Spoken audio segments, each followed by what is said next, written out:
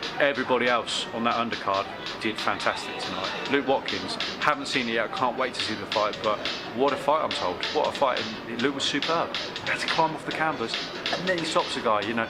That shows that he is a champion. There is no question about that, to be able to get off the canvas and then beat the guy by stopping him as well. Yeah, that's big props to Duke and to Paddy on that one. That's awesome, absolutely incredible result. Ryan Martin, wow. Ryan is just so exciting in every level. He's got everything, you know. Trisno is a tough opponent, as we've seen. 70 odd fights, hardly ever gets stopped.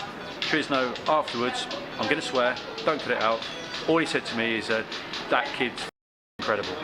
And then all he's been saying afterwards said, you're British champion. You know, I've never fought anybody with skills like you've got. You know, that kid's been in with Junior Weir. Do you know what I mean? He was world champion. I mean, he's been in with everybody, Trisno, everybody. And he's just like blown away by Ryan's talent. And his agent, Oscar, exactly the same. He's blown away with Ryan's talent. So, yeah, it's exciting times for Ryan as well. You know, we got, here in Swindon, we got two potential, one British champion potentially, first of all, because Ryan will go on and fight for a world title. I have no doubt about that, no doubt. That could be in a year or two's time. Kelly Morgan, well, she could be fighting for a world title before Christmas. If not, she'll certainly would have fought for a world title before this time next year. So, it's a bit exciting, isn't it? Do I have to go and get a day job now? Well, no, it might be coming good for you, Rich. Turn back to Ryan again. We'd love to have seen him stop Trisno, but he's getting the rounds what he needed after 8 months out. Yeah, do you know what? It's all well and good. Everybody wants to see a first, second, third round stoppage because it's exciting. How much do you learn from doing that? You know, you show that you're strong, you're tough, you put your shots together well, and you can bang. Ryan can do all that. We know that. But Trisno was very tricky to catch clean because he's been there and he's done it time and time again. Ryan nearly did. You know, those body shots were hurting him. He was in a lot of distress in that, but he knew how to survive. He knew how to get through it, and he knew how to not get hurt.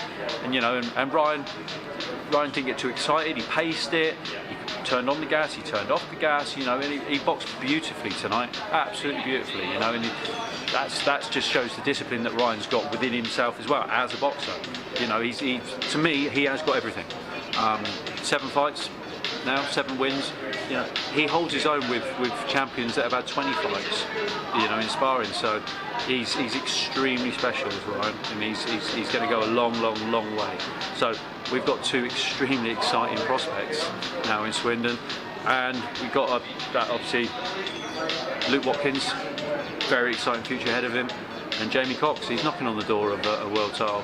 So you got Coxey as well. Do you know what I mean? Little tiny Swindon in the southwest here, and yet we've got four potential champions. 2 of them, by probably Christmas this year, could be world champions. You know, hello everybody, Swindon. We're on the map big time with boxing. We are a serious force here. So it's just buzzing. You know, it's a privilege to be involved with it all. And Ryan, after 8 months out, showed absolutely no ring rust. That first round, he was at it. Yeah, we've been very fortunate with the sparring that we've had. You know, we've been sparring with Danny Butler and Joe Hughes. We've been sparring with Sam Eggington. He's done rounds with Jordan Cook, who's unbeaten. He's done rounds with Carl Wiggins, who's Midlands area champion. We've had guys coming down to us for sparring. We've gone up to London. He's been sparring with a lad there called Anthony Egypt. He's signed by the Sowlands. He's currently 18 and 1 draw so far as a professional, former Olympian. You know, he holds his own. He holds his own. You know, with that kind of sparring, that's what you need to be able to come in, like I say, after 8 months and not look rusty and just be dominant as he was. You know, so again, fantastic, you know, and that's you know, Kelly's sparring. She's been sparring with Michaela Lauren.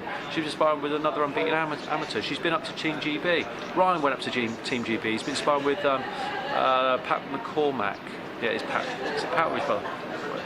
You know, it's him.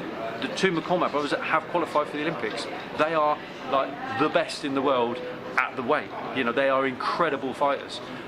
Ryan spars, doesn't get dominated. Doing that. Kelly's there with getting in the ring with Natasha Gale, Savannah Marshall. Savannah Marshall's qualified for the Olympics. She's also world champion. What better sparring can you get? That's the only thing that raises these guys' games.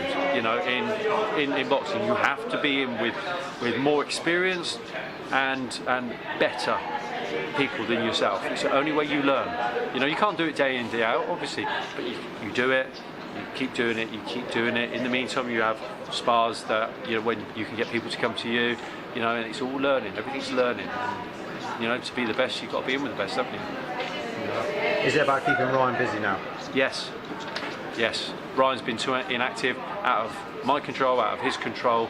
He's been way too inactive, so Ryan needs to be busy. He needs to, by the end of the year, have at least another 4 fights, at least. Why would you hold him back? He can't be held back. He just has to progress and progress. And the only way he progresses is by fighting on a regular basis. So. Could we see him next month out somewhere? That's down to his manager. As a trainer, you'd like to see him out? Of course. Yeah. I need him to be out. That's it. We're back. We need to keep this going. We can't now sit back and go, well, yeah, there's another show in September, we're fighting that one. We need to be back out there. If we can get a fight in July, perfect. I said to Ryan, is this a little bit of a turning point for him tonight in his career? And he agreed. Yeah. Do you agree? Yeah, I would totally agree.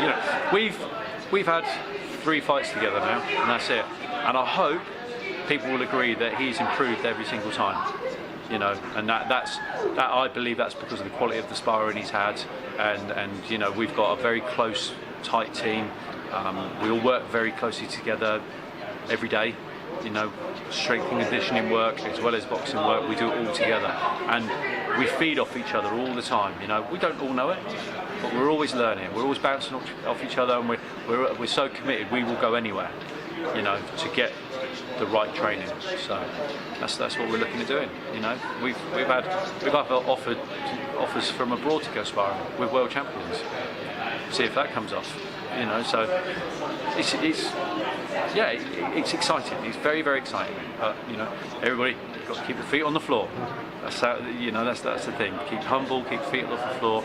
I'm extremely proud of what they've both done tonight. Kelly, she's got that WBC belt now. She's now a champion. No one can ever take that away from her. She's done it. I think it's one of her ambitions to win that. And then the next big one is obviously a potential world title. And you don't get any bigger than that. So yeah, we're doing well. I think we're doing all right.